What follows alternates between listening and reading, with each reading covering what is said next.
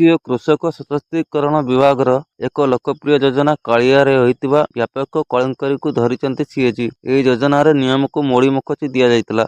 ଲକ୍ଷ ଲକ୍ଷ ଅଯୋଗ୍ୟଙ୍କୁ କାଳିଆ ସହାୟତା ରାଶି ପ୍ରଦାନ କରାଯାଇଥିଲା। ବିଧାନସଭାରେ ଉପସ୍ଥାପିତ ସିଏଜି ରିପୋର୍ଟରୁ ଏହା ଜଣାପଡ଼ିଛି। ଅଯୋଗ୍ୟ ଓ ନକଲି ହିତାଧିକାରୀଙ୍କୁ ଚିହ୍ନଟ କରିବାରେ କୃଷି ବିଭାଗ ସମ୍ପୂର୍ଣ୍ଣ ବିଫଳ ହୋଇଥିଲା। ମନଇଚ୍ଛା ବିଭିନ୍ନ ହିତାଧିକାରୀଙ୍କ ଖାତାରେ ଟଙ୍କା ଜମା କରାଯାଇଥିଲା। ଯେଉଁ ଅଯୋଗ୍ୟ ହିତାଧିକାରୀମାନେ ଟଙ୍କା ପାଇଛନ୍ତି ସେମାନଙ୍କଠାରୁ ତାହା ତୁରନ୍ତ ଅସୁଲ କରିବା ଲାଗି ପଦକ୍ଷେପ ନେବାକୁ ସିଏଜି ସୁପାରିଶ କରିଛନ୍ତି। ଅଡିଟ୍ ରିପୋର୍ଟରୁ ଜଣାପଡ଼ିଛି ଯେ 2019ରୁ 2022 ମଧ୍ୟରେ ରାଜ୍ୟରେ 65,64,000 ହିତାଧିକାରୀଙ୍କୁ 6,444 କୋଟି 30 ଲକ୍ଷ ଟଙ୍କା ପ୍ରଦାନ କରାଯାଇଥିଲା। 15,91,000 ହିତାଧିକାରୀ ଗୋଟିଏ କିସ୍ତି ବାବଦରେ 731 କୋଟି ଟଙ୍କା ପାଇଥିବା ବେଳେ 8 ଲକ୍ଷ ହିତାଧିକାରୀ ଦୁଇଟି କିସ୍ତି ବାବଦକୁ 660 କୋଟି ଟଙ୍କା ପାଇଛନ୍ତି ଏବଂ ତିନିଟି କିସ୍ତି ପାଇଥିବା 41,64,000 ହିତାଧିକାରୀଙ୍କୁ 5,053 କୋଟି ଟଙ୍କା ମିଳିଥିଲା। ଏହି ଯୋଜନାରେ 12,72,000 ଅଯୋଗ୍ୟଙ୍କୁ ଟଙ୍କା ଦିଆଯାଇଥିବା ସିଏଜି ବିଧାନସଭାରେ ଜଣାଇଛନ୍ତି। ସେମାନଙ୍କୁ କିସ୍ତି ଆକାରରେ 782 କୋଟି 26 ଲକ୍ଷ ଟଙ୍କା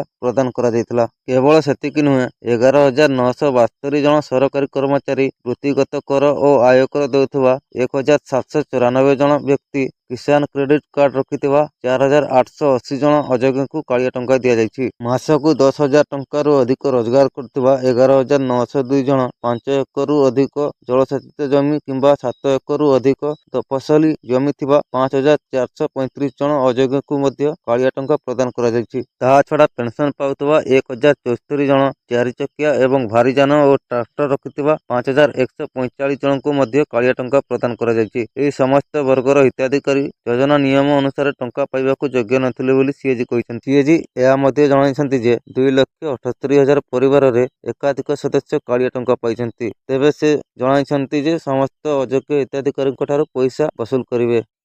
ତେବେ ଭିଡ଼ିଓଟି ଭଲ ଲାଗିଲେ ଲାଇକ୍ ଓ ସବସ୍କ୍ରାଇବ୍ କରନ୍ତୁ। ଧନ୍ୟବାଦ।